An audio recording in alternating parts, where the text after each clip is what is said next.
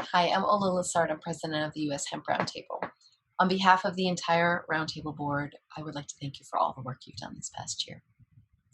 It's been quite a year, as we know. Many of us have felt the impacts of COVID-19, whether personally or within our businesses or both. And of course, all of us are keenly aware of the ongoing regulatory obstacles within our industry. It's been a year of some challenges, but together, we have made some really meaningful strides forward, and I'd like to share some of those wins with you today. We helped fight for U.S. hemp farmers to receive COVID-19 relief funds. We fought for better access to banking services with the Safe Banking Act. We defended U.S. military personnel and their right to use hemp-derived CBD products. And we opened up a really important dialogue about the history of racial injustice within our hemp industry. And more importantly, we started both conversations and work toward changing that for the future. We know that there is still inequity within our industry, particularly for small and minority-owned businesses, and we're working hard to change that. Finally, I want to talk about HR 8179. As you know, this piece of federal legislation would ensure a clear path forward for hemp and hemp-derived ingredients, including CBD, within dietary supplements. We have been working really hard to move this forward, and I am so pleased to say that this piece of legislation has broad bipartisan support. That's something that doesn't happen very often these days, so it's really cause for celebration. I am so thrilled with the work that all of our staff members, board members, and hemp supporters have done this past year.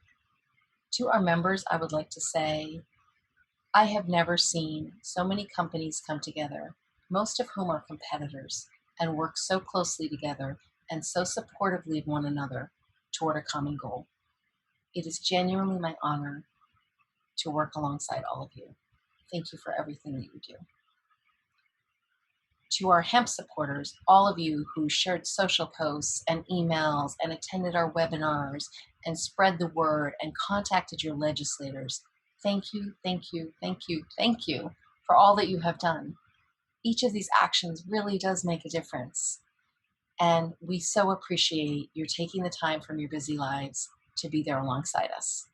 We really hope you keep doing it next year. As we head into 2021, will we have obstacles? Yes. Will we face more uncertainties? Absolutely. But if there is one thing that I have learned from working in this industry, it is that people who believe in hemp don't back down from obstacles. They don't run away from uncertainties. We just work harder. And that's what we're going to do in 2021. We are going to keep working harder together to create a path forward for hemp farmers, for hemp businesses, and for consumers who want safe, legal, high-quality hemp-derived products.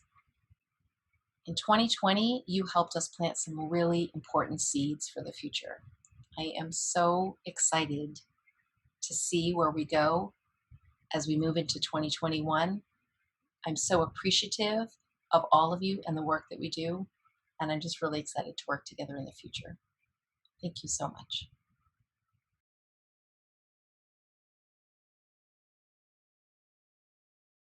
2020 was a year that we'll always remember, and sometimes we'd like to forget. There was a great new market for hemp masks, but when it came to the hemp industry in general, it was a tough year.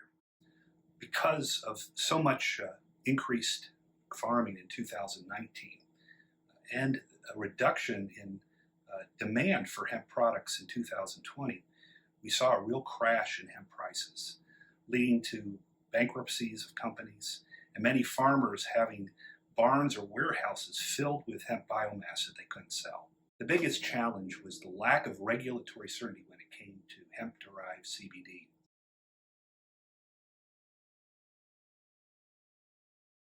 While in 2018, FDA said they were going to explore a pathway for regulating hemp CBD. As of the end of 2020, they have made no progress at all. This uncertainty has led to a lot of companies that wanted to get into the hemp business staying on the sidelines. A lot of big food companies who were interested in adding CBD to their products. A lot of big box stores that wanted to sell hemp ingestibles decided not to. The good news is, though, by the end of 2020, congressional efforts to fix this issue have gained great momentum.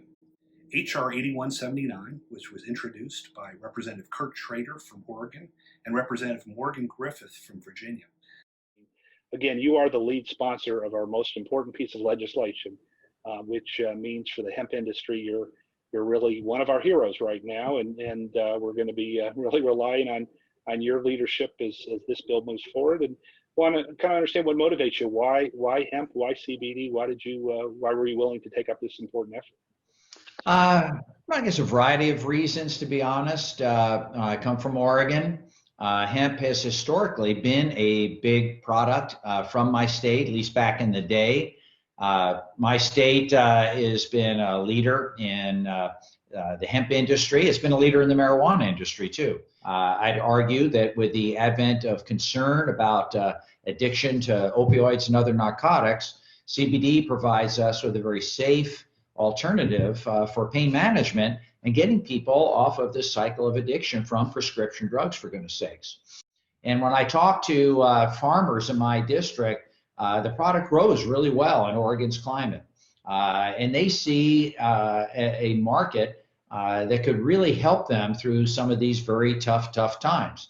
I talk with manufacturers of CBD substances, legitimate manufacturers, and they're very concerned with these one-off, kind of semi-fraudulent products that are being marketed as CBD when in fact they are not. And that's what our bill attempts to do. We try and put that framework together, get it to be an approved dietary supplement. The FDA will come in hopefully with a very light touch, set up certain standards based on what the industry is telling them, and make sure that they can actually put this product on the marketplace safely and make sure a lot of Americans get another adjunct health aid or dietary supplement, pain management supplement that is so desperately needed at this point in time. Why don't you kind of give a bit of a summary of the bill and what you hope it accomplishes? Well, and what we hope it will accomplish is it will allow more products to come to market. That if we're talking about hemp products, we're talking about supplements, that will get rid of some of those regulatory barriers. I'm looking here at it now. It's all of 2 1/3 pages, but there's been a real resistance in Washington D.C., both in Congress and in the agencies for the last 80, 90 years. And so we're trying to cut through some of that red tape, and that's the concept here, is to make it easier to be able to use hemp products. Yeah, and one of the great things about your bill is that it will ensure that products that are being sold are appropriately labeled and tested, because there are so many products out there that call themselves CBD, might not be CBD, might have bad heavy metals in them. So what's been your experience with folks in your district in terms of CBD products and their concerns about, what am I actually buying? Yeah, I think there is some concern in that regard, and people want to know they're getting a safe product. There's also a lot of excitement about growing it because it was a historical crop for our area, dating back to the time of the American Revolution and before. People are really excited about it, and a lot of conservative farmers are getting into this market. So it's, there are multiple concerns in the district that we should be allowing more of this, both from a product that can be used and also as a supplement. And look, we want to make sure it's safe, and we want to make sure we're not inundated with foreign products that don't meet the criteria, as you said, heavy metals, et cetera. We want to make sure that these products are safe, but at the same time, want to get rid of some of the impediments that are in the way because of 90 years of thinking that somehow this was the worst plant on the planet. Really hopeful in 2021 to see H.R. 8179 gain momentum, and are hopeful to secure passage sometime in early 2021 for this important legislation. We also expect 2021 to see the introduction of legislation that would regulate CBD as a food and beverage additive, opening up tremendous new markets for hemp farmers.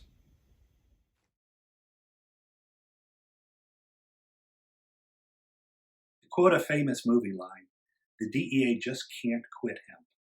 In 2018, the Farm Bill explicitly removed the DEA from the business of regulating hemp. In 2020, unfortunately, the DEA rose its head in areas that have caused great consternation among hemp farmers and hemp companies. First of all, the USDA's interim final rule turns out was heavily influenced by the DEA's involvement, forcing the USDA to limit laboratories to those that are DEA certified, and shifting the way that hemp is sampled and tested in ways that would create more burdens for farmers. In 2020, the DEA issued its own interim final, which purports to criminalize processed hemp that exceeds 0.3% THC. We've all known that during the extraction process, hemp naturally exceeds 0.3% THC temporarily, but that it's either watered down or diluted or otherwise the THC is extracted before the final products. Well, under the DEA's recent guidance, the extraction process could be criminalized. In 2021, we are very hopeful that DEA will be forever removed from regulating hemp. We've been working with our friends in Congress, as well as the Biden transition team, to develop legislation or perhaps regulation that would eliminate DEA's role and would ensure that extracted hemp, even if it temporarily exceeded 0.3% THC, would not be considered a controlled substance. Meanwhile, relations with the USDA stand to further improve under the Biden administration. Our former USDA secretary under President Obama, Tom Vilsack, is going to return to be Agriculture Secretary in the Biden administration. We've been meeting intensively with members of his USDA transition team who've indicated their strong support of hemp, as Secretary Vilsack was such a strong supporter. We're hopeful that the USDA's final regulations will offer great promise for hemp farmers in the 2021 harvest season.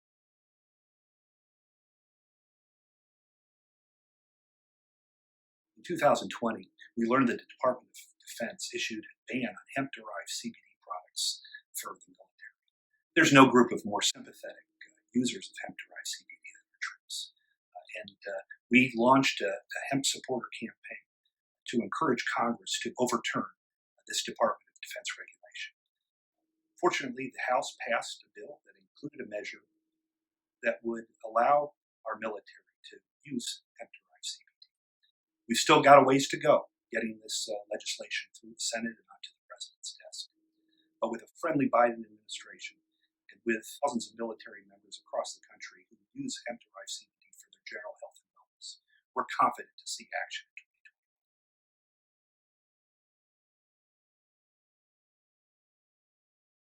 2021. A major challenge for hemp businesses has been the inability to access banking or other financial transactions. The good news is, in late 2020, the Safe Banking Act passed the House with provisions in it that would provide a safe harbor for hemp business and would ensure that CBD companies would be able to bank with financial institutions. We've got to get that across the finish line in 2021, but prospects look bright for the Senate to pass the Safe Banking Act and to ensure that all hemp farmers and businesses have access to needed capital. There wasn't much action in state legislatures on hemp, or on anything other than COVID for that matter. However, we did see some progress at the state level in New York, which has issued some of the most progressive regulations in the country. Also, in my home state of Kentucky, legislation to explicitly permit the sale of CBD as a dietary supplement and food and beverage additive was initiated by the Beshear administration. In 2021, as legislatures return to do business, we're confident to see action at the state level. California has been a big challenge for a while, but bipartisan legislation has very deep and broad support that we believe will overturn the state regulatory agencies that have banned the sale of CBD as a dietary supplement food additive. We're also hopeful to see progress in states such as North Carolina and Massachusetts, and even overturn one of the most restrictive state laws in Louisiana. South Dakota and Mississippi finally joined the hemp party, making 49 states officially permitting the growth of hemp within their borders. Idaho's the 50th to go, but we're confident that 2021, folks in Idaho will insist their legislature join the rest of the country and allow the farming of hemp.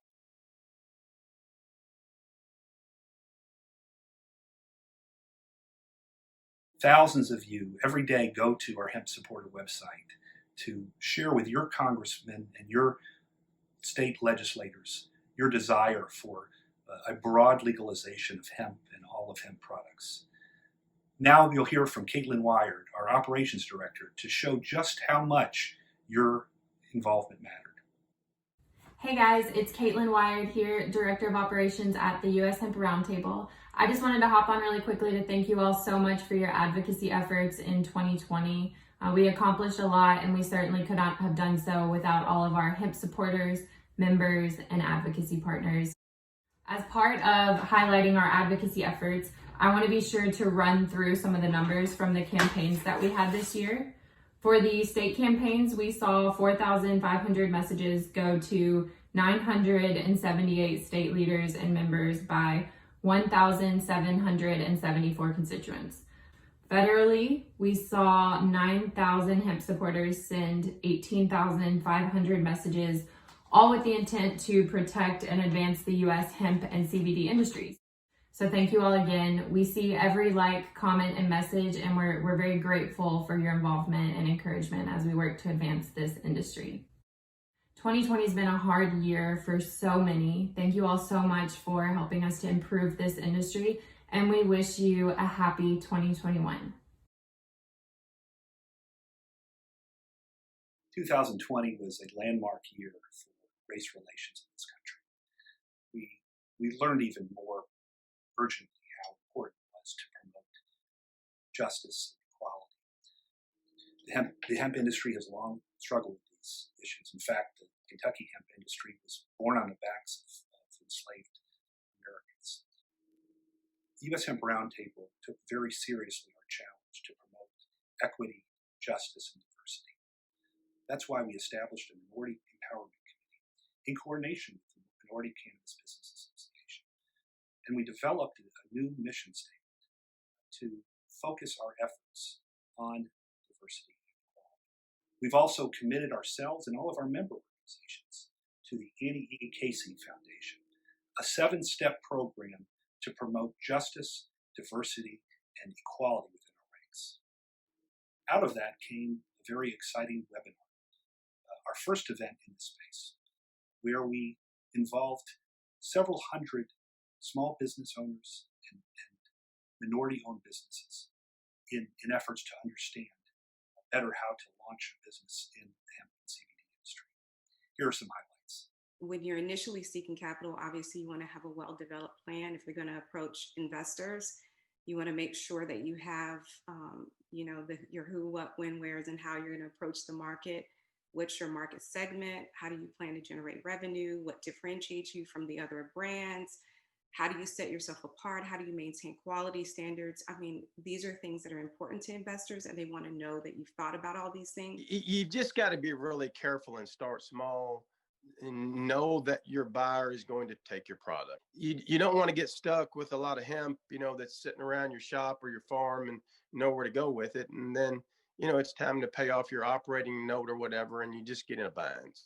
Understanding the risk that the plant has itself. So understanding that hemp won't grow on all soil, understanding that the type of land you have, the soil you have, the nutrients you have in the ground, the pesticides and the heavy metals that also might be in the ground or the groundwater matter. The regulatory side can become a really gigantic and insurmountable barrier to entry. There's a lot of gray areas around it, including a lot of industry disagreement around FDA's position, and I think relatively low enforcement against these products, which is why we see so many CBD food and dietary supplement products on the market despite this position. But it depends what you're selling, where you're selling it, if you're crossing state lines, which state you're in, which county you're in. Mm-hmm. And so really understanding the different rules and regulations that affect you specifically, your business specifically, is really the only way to get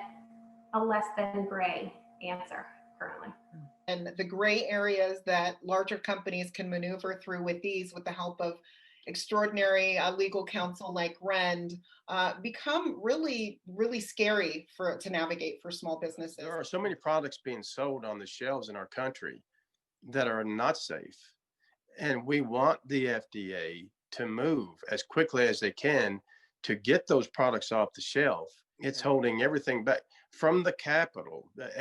Almost everything we're mentioning, farmer, it's the weight on FDA. What we're talking about here is opportunity. There's two kind of farmers in our country: those that came from generational wealth and passed down to them, and those that start nothing. The natural products industry in general is an area where we've seen a big push for diversity, and I'm pleased to see it there, and I'm pleased to see it in the CBD and hemp products industry as well. Thank you so much to MCBA and to the US Hemp Roundtable for putting this discussion on. There's so many people that are going to benefit from this tremendously.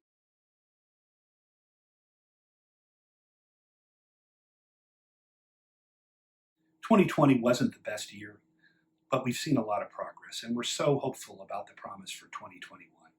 We want to thank all of you for making that happen.